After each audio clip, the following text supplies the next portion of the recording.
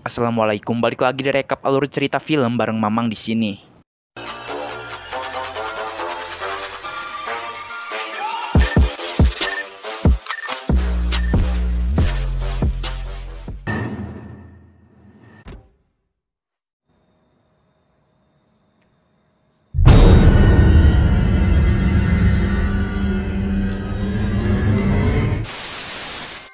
Hai Sur, selamat datang kembali di channel ini. The Secret Rihanna, seorang perempuan asal Indonesia yang telah mendunia karena bakat sulapnya. Perempuan dengan gerakan kepalanya yang khas ini memenangkan ajang pencarian bakat internasional karena aksi sulapnya yang begitu memukau dan tentunya menyeramkan. Penasaran dengan kehidupannya Rihanna? Kebetulan sekali, karena hari ini Mamang akan rekap alur cerita dari film The Secret Rihanna Beginning. Langsung aja benerin posisi nontonnya, cemilannya jangan sampai ketinggalan ya, biar tambah afdol nontonnya. Dan mari sama-sama kita bilang, hayu, meluncur. Film ini dimulai dengan seorang anak bernama Rihanna yang kerap dibully oleh teman-temannya. Ia dibully karena ibunya bekerja sebagai perias mayat dan ayahnya bekerja sebagai pembuat peti mati. Mereka meledek jika Rihanna pasti temanannya sama hantu. Tak lama kemudian, datanglah seorang wanita gila yang mengatakan jika Rihanna anak terkutuk. Kehidupan Rihanna ini sangat suram. Rihanna tidak akan pernah bahagia. Karena takut, Rihanna langsung berlari pulang ke rumahnya. Sesampainya di rumah, ia berniat akan menunjukkan hasil gambarnya kepada sang ayah. Ayahnya bernama Januar. Biar Mamang tebak, sesuai namanya pasti dia lahir di bulan November. Tapi ayahnya ini sangat sibuk sehingga tidak memperdulikan Rihanna. Setelah itu ia menemui ibunya yang sedang merias mayat nenek-nenek. Ibunya menyuruh Rihanna untuk mematikan lilin di dekat peti mati. Tapi tiba-tiba ia melihat arwah nenek itu. Ibunya pun menyuruh Rihanna pergi karena Rihanna sangat berisik. Ya, begitulah kehidupan Rihanna kecil. Tidak ada teman dan sering melihat makhluk halus. Apakah para makhluk halus ingin berteman dengannya? Tapi ia tidak suka kepada mereka, karena mereka menyeramkan. Rihanna yang ketiduran seketika panik karena rumah terbakar akibat lilin yang mengenai gambar buatannya. Dan film The Secret Rihanna Beginning pun dimulai. Setelah musibah kebakaran itu, keluarga Rihanna pun mengunjungi rumah Pak Johan, kakaknya Januar. Pak Johan merupakan seorang pengusaha barang antik. Ia sangat baik hati. Ia mempersilahkan Januar serta istri dan anaknya untuk tinggal di rumah ini selama yang mereka mau. Dan sekarang ia harus pergi ke Eropa karena ada bisnis dadakan. Selain itu ada kolektor barang antik juga di sana. Ia juga mengoleksi barang-barang antik yang ada di seluruh dunia. Konon katanya beberapa di antaranya tersimpan makhluk halus di dalamnya. Ia menyimpan semua barang-barang itu di dalam gudang belakang. Tapi untungnya ada seorang paranormal yang memberikannya sebuah jimat, sehingga ia memasang jimat itu di samping pintu gudang. Dan ia menyarankan Januar serta keluarganya agar tidak mengusik gudang belakang. Ketika sedang asik mengobrol, Rihanna membuka sebuah box yang ada di samping Om Johan. Johan langsung mencegah Rihanna. Mitosnya di dalam kotak itu tersimpan banyak kekuatan jahat yang bisa menimbulkan nasib buruk. Jadi Rihanna tidak boleh membukanya sembarangan. Johan harus segera pergi ke bandara dan menitipkan rumahnya kepada Januar. Tak lama setelah kepergian Om Johan, kabar buruk datang kepada mereka. Om Johan meninggal dalam kecelakaan pesawat. Dalam surat wasiatnya, Januar mendapatkan semua harta kekayaan Om Johan, termasuk rumah ini beserta segala isinya. Kedua orang tuanya masih sering pergi keluar rumah untuk bekerja. Rihanna hanya tinggal di rumah sendirian dan merasa kesepian. Ketika ia bermain bola bekel, tak sengaja bola itu bergelinding ke arah gudang. Ia mendengarkan suara yang memanggil-manggil namanya. Tiba-tiba pintu gudang terbuka dengan sendirinya. Di dalam gudang banyak sekali barang-barang antik milik Om Johan. Terlihat juga ada sebuah lukisan yang sangat besar. Lalu ia menemukan sebuah boneka kusam. Seketika ia mendapatkan penglihatan jika ada roh anak kecil yang bersemayam di dalam boneka tersebut. Anak itu bernama Ani. Ani, Riana, Riani. Riana pun menamakan boneka itu sebagai Riani, dan ia mulai menganggapnya sebagai teman. Setelah berteman dengan Riani, kepala dan tangan Riana kerap tidak bisa terkendali, bergerak dengan sendirinya, dan ia bisa menggerakkan benda-benda yang ada di sekitarnya. Riana.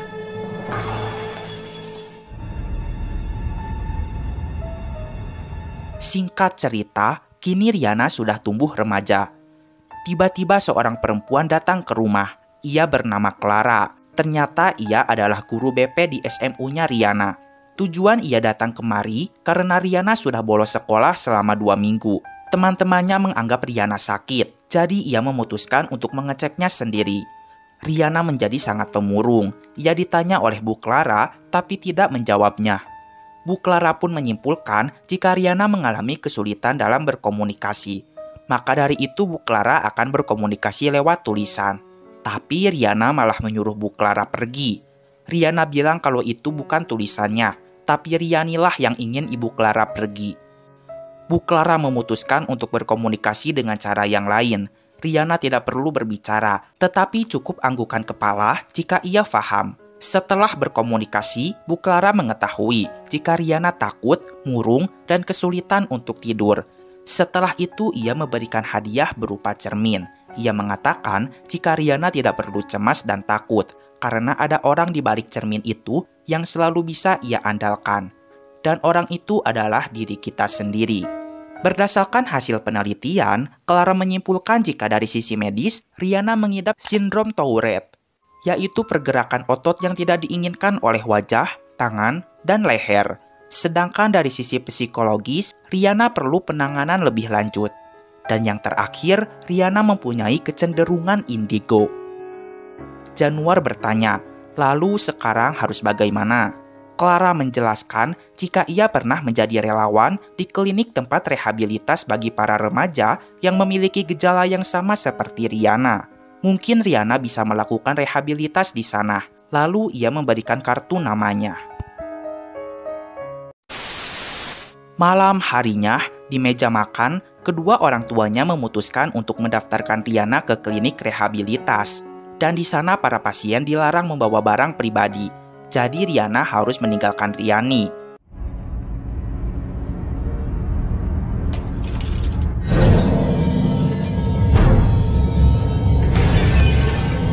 Tiba-tiba, gelas kaca menjadi pecah selur. Riana pun langsung pergi ke kamarnya. Ketika tengah malam, Irma keluar kamar untuk mengambil segelas air.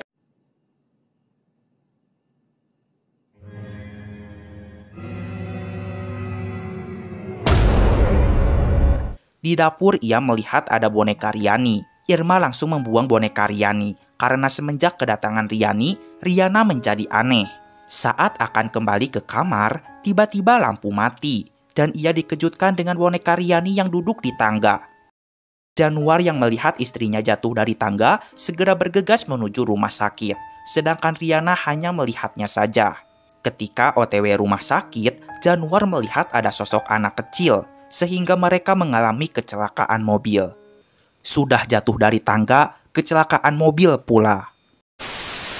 Keesokan harinya, Januar menelepon Clara. Ia mengatakan jika semalam dirinya dan Irma baru saja kecelakaan dan sekarang mereka sedang menjalani perawatan di rumah sakit. Tapi masalahnya Riana sendirian di rumah. Mereka khawatir dan meminta Clara untuk datang menemani Riana. Setelah itu, Bu Clara mendapatkan informasi dari ketua kelasnya Riana jika Riana bisa menggerakkan benda yang ada di sekitarnya. Clara pun mengetahui jika Riana mempunyai keahlian telekinesis. Akhirnya Clara datang ke rumah Riana bersama 3 orang anak yang merupakan pasien di klinik rehabilitas yang berhasil sembuh. Mereka adalah Anggi dan 2 orang remaja tanggung yaitu Henro dan Lucy. Lucy ini bucin banget sama Henro dan sering gombalin Henro juga. Jadi minggu depan kamu bakal pulang ke Bandung setelah terapi kita selesai. Aku ikut ya? ada yang mau digombalin Lucy nggak? Riana tidak mengizinkan mereka semua masuk. Tapi ketika Riana mendengar jika mereka disuruh oleh ayahnya untuk mengecek keadaannya, maka Riana mempersilahkan mereka semua masuk ke dalam rumahnya. Setelah itu Riana langsung masuk ke dalam kamarnya, sedangkan mereka akan beristirahat dulu. Tak lama dari itu, gelang milik Henro tiba-tiba menyala. Henro menjelaskan jika ini gelang pemberian ayahnya. Gelang ini akan menyala terang jika ia memiliki harapan. Jadi kalau ia sedang putus asa, maka gelang ini akan menyala. Berarti aku udah kesempatan dong. Ya, gelangnya redup lagi kan? Setelah itu mereka segera berkumpul dan mulai mengobrol-ngobrol ringan. Tapi Riana tidak menjawab pertanyaan dari Bu Clara. Bu Clara pamit sebentar untuk mengangkat telepon. Lucy pun marah karena tadi Riana tidak menjawab pertanyaannya Bu Clara. Menurutnya itu tidak sopan. Henro segera menenangkan Lucy. Ia bilang jika inilah alasan Bu Clara mengajak mereka semua ke sini, yaitu untuk membantu Riana agar bisa berkomunikasi dengan baik lagi. Setelah selesai mengangkat telepon, mereka akan lanjut mengobrol. Tapi Anggi ingin ke toilet, dan Lucy akan mengantarkannya. Ketika sedang mengantar, Lucy melihat-lihat rumahnya Riana. Ia menemukan sebuah lorong menuju gudang. Ia pun terkejut karena ada kecoa di tangannya. Tak lama dari itu, pintu gudang tiba-tiba terbuka dengan sendirinya. Ia melihat lukisan besar itu. Ia pun segera menutup kembali pintunya. Karena Anggi belum keluar dari toilet, maka ia akan lanjut melihat ruangan atas. Di tangga ia melihat sebuah lukisan. Setelah itu ia lancang memasuki kamar orang tuanya Riana.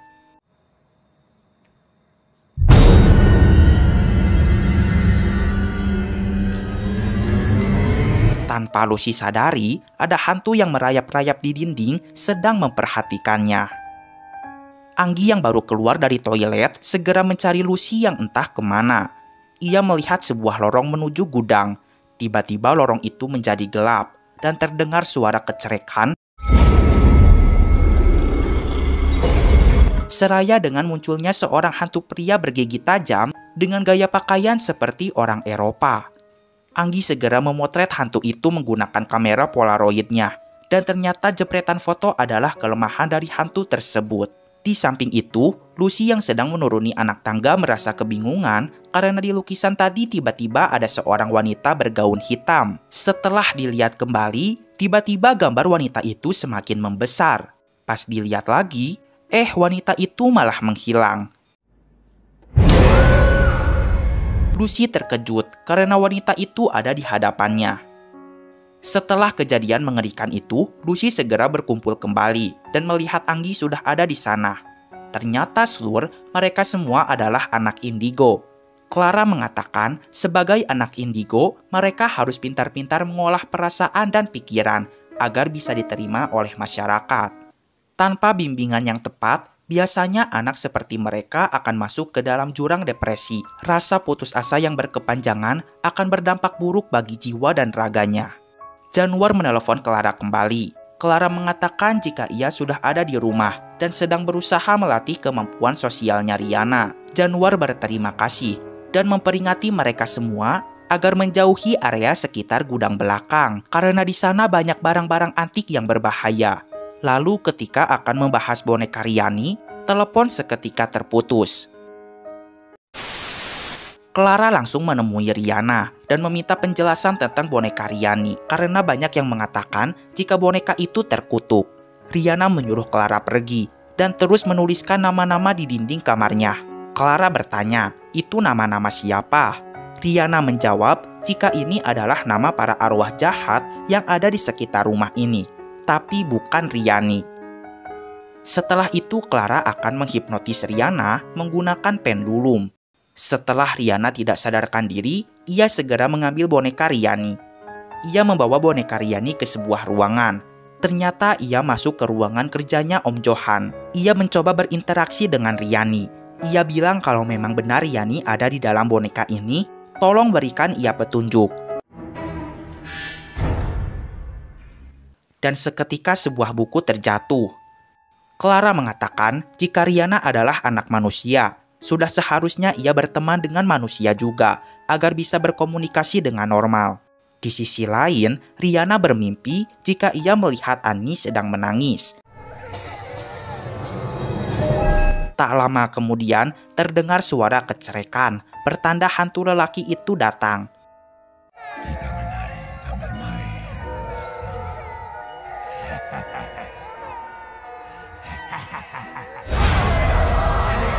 Di scene ini terlihat jika hantu itu ingin Riana mengembalikan Ani atau Riani kepadanya. Ia langsung bangun dan mulai menyadari jika boneka Riani tidak ada di pelukannya. Sementara itu Clara mulai diteror dan mendengar suara kecerikan juga. Bukan dengan boneka ya?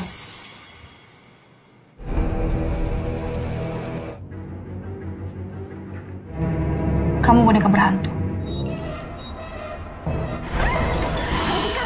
Untungnya Riana datang, sehingga Clara selamat dari lampu yang terjatuh. Clara melarang Riana untuk dekat-dekat lagi dengan Riani. Ia mengatakan jika boneka ini sudah terasuki arwah jahat. Tapi Riana menjawab jika Riani tidak jahat, ia hanya ingin bermain. Riana pun akan membuktikan jika arwah yang meneror mereka itu bukanlah Riani. Ia akan berkomunikasi dengan arwah jahat itu menggunakan papan Ouija. Tapi arwah itu tidak mau berbicara. Anggi memberikan hasil foto jepretannya di lorong dekat gudang tadi, dan papan Ouija yang telah dibanting itu bergerak dengan sendirinya dan menghasilkan sebuah nama, Bavagoh. Keesokan harinya, mereka akan saling bertukar pengalaman dengan kemampuan indigonya. Dimulai dari Lucy. Lucy menjelaskan jika ia bisa melihat hantu sejak ia masih kecil. Banyak teman-temannya yang menganggap dirinya gila. Bahkan keluarganya pun menyebutnya sebagai tukang hayal. Tapi semua itu berubah ketika ia bertemu Bu Clara. Kini ia bisa menganggap kelemahannya itu sebagai suatu kelebihan. Tapi sampai sekarang ia masih merasa takut jika melihat hantu. Dilanjutkan dengan Henro. Dulu Henro sangat susah bersosialisasi. Ia tidak mau berteman dan takut jika bertemu dengan orang lain. Itu semua karena Henro memiliki kemampuan bisa merasakan perasaan orang lain dan ia bisa mendengar apa yang ada di pikiran orang lain. Tapi kenapa kayaknya kamu malah nggak peka ya sama apa yang aku rasain? Ia meminta Riana untuk mengulurkan tangannya, tapi Riana tidak mau. Dan tiba-tiba Clara menyentuh tangannya sehingga Henro bisa melihat jika Bu Clara masih sedih atas kematiannya Layla. Setelah itu, Anggi akan berbagi cerita juga. Ia meminta izin untuk menyentuh boneka Riani, dan ia memiliki kemampuan bisa melihat masa lalu melalui benda yang ia pegang. Ia melihat masa lalunya Riani. Riani dimarahi oleh ayahnya karena telah mengacaukan pekerjaannya. Ia pun dikurung semalaman tanpa makan dan minuman. Ia melihat jika ayahnya pergi dari rumah. Maka keesokan harinya, Riani berhasil melarikan diri dari rumah dan berusaha mencari ayahnya yang telah meninggalkannya. Tubuhnya pun sudah lemah karena belum makan dari kemarin. Tak lama kemudian, datanglah seorang pria sambil bermain kecerikan. Ia bertanya, mengapa Riani berada di sini? Riani menjawab jika ia sedang mencari ayahnya. Ia sangat prihatin melihat anak secantik ini ditinggalkan oleh ayahnya. Ia segera memeluknya dan mengatakan jika ia akan membawa Riani ke sebuah tempat yang ajaib.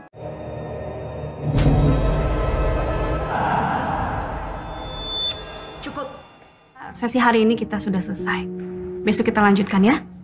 Malam harinya, Clara yang sedang menulis catatan hariannya tanpa sengaja melihat foto dirinya serta para pasien klinik rehabilitas. Di foto itu ada seorang pasien bernama Layla. Ia sedih karena dulu ia gagal mencegah Layla bunuh diri, dan kesedihan itu masih ia pendam hingga sekarang. Setelah itu ia melihat buku jurnalnya Pak Johan yang kemarin jatuh di ruangan kerjanya. Buku itu berisikan koleksi barang-barang antik milik Pak Johan. Clara menemukan penjelasan tentang boneka Riani, sebuah boneka milik seorang anak bernama Ani, seorang anak yang ditelantarkan oleh ayahnya dan menjadi korban pembunuh berantai anak-anak perempuan yang bernama Bavagoh. Foto terkutuk ini adalah foto postmortem, foto pembunuh berantai anak-anak bernama Bavagoh. Setelah Bavagoh tertangkap basah membunuh, Bavagoh dihukum mati. Namun sebelum dihukum mati, Bavagoh memiliki permintaan terakhir agar jasadnya diabadikan lewat foto. Dulu foto itu terlihat hanya Bavagoh seorang diri. Malam semakin larut. Lucy terbangun dari tidurnya karena mendengar suara ketukan pintu.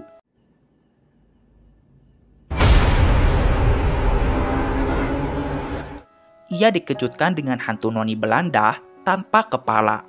Hantu itu masuk ke dalam kamar dan memperlihatkan kepala buntungnya. Joseph, ta tête. Dan untungnya Clara datang. Setelah itu giliran Anggi yang terbangun dari tidurnya karena kebelet ingin ke toilet. Tapi seketika terdengar suara kecerikan kembali, pertanda Bavagoh akan datang. Kamu siapa? Ayo. Mereka menunggu kamu. Kebetulan Henro lewat, sehingga Anggi tidak jadi dibawa Bavagoh. Henro segera tidur di sofa. Tiba-tiba ia dikejutkan dengan Bavagoh yang marah karena Henro telah menggagalkannya membawa Anggi. Tapi untungnya gelang miliknya menyala terang, berarti ia masih mempunyai harapan, sehingga Bavagoh menghilang. Keesokan paginya, Anggi melihat seekor kelinci di dekat gudang. Mereka semua mendengar suara teriakan Anggi dan segera menuju gudang. Anggi berhasil ditemukan, dan mereka melihat barang-barang antik milik Om Johan, seperti lukisan postmortem dan juga cermin obsidian. Anehnya cermin ini berwarna hitam. Konon katanya, menurut jurnal Om Johan, cermin ini bisa memperlihatkan makhluk tak kasat mata. Mereka membawa cermin itu keluar. Cermin ini memiliki keahlian yang sama seperti Lucy. Tetapi bedanya, cermin ini bisa melihat makhluk apapun. Sedangkan Lucy hanya bisa melihat makhluk yang hanya ingin menampilkan dirinya saja. Dari cermin itu, mereka bisa melihat hantu dinding dan juga wanita bergaun hitam. Dan mereka melihat ada Riani di samping Riana yang menggerakkan rambut, tangan, serta kakinya. Sehingga Riana kerap melakukan gerakan tubuh yang tidak diinginkan. Riana marah, mengapa mereka memasuki gudang. Mereka semua telah mengusik sesuatu yang jahat. Clara mengajak semuanya untuk pergi, tetapi terlambat. Seketika tubuh Riana terangkat dan lehernya dicekik oleh Bavagoh. Bavagoh marah karena Riana telah memisahkannya dengan Annie. Annie berusaha menyelamatkan Riana, tetapi mereka terbanting dengan keras. Saatnya bermain. Lalu Bavagoh segera menyerang Henro. Kemudian Henro dilempar sehingga perutnya tertusuk. Henro segera memberikan gelangnya kepada Riana. Lucy segera memasang badan dan menyuruh mereka semua pergi dari sini. Clara, Riana, dan Anggi segera pergi menggunakan mobil. Di perjalanan mobil mereka malah kehabisan bensin, dan untungnya mereka terhenti di depan sebuah karnaval.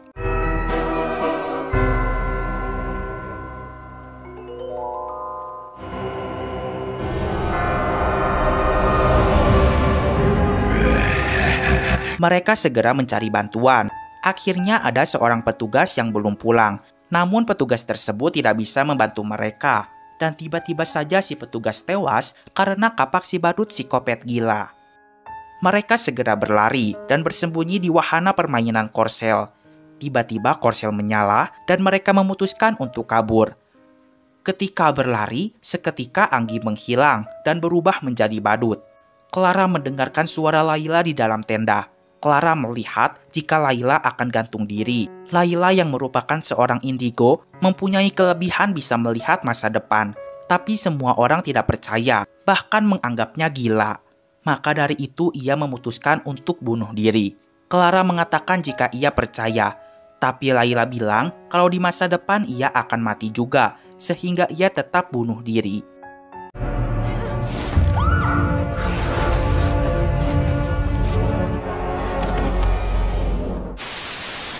Di samping itu, Riana mendengar teriakan Anggi di tenda yang lain. Setelah memasuki tenda, ia mendapatkan bisikan jika dirinya anak durhaka. Ia diperlihatkan bahwa dirinya penyebab rumah terbakar. Ia juga penyebab Om Johan meninggal.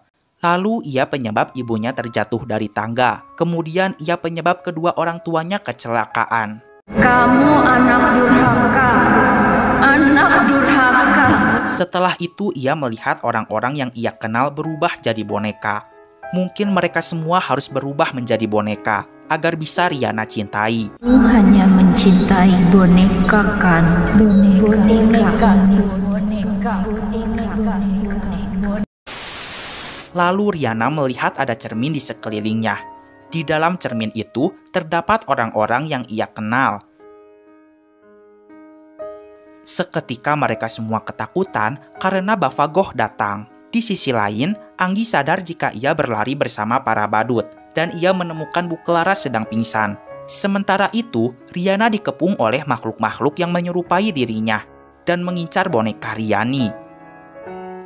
Akhirnya Bu Clara datang. Bu Clara berusaha mengatakan jika Riana harus percaya pada diri sendiri, sayangi diri sendiri, dan jangan dengarkan mereka semua. Riana mulai sadar jika semua musibah yang terjadi itu karena takdir, bukan karena dirinya. Riana menyuruh mereka semua pergi dan jangan mengambil Riani darinya. Sehingga mereka semua menghilang.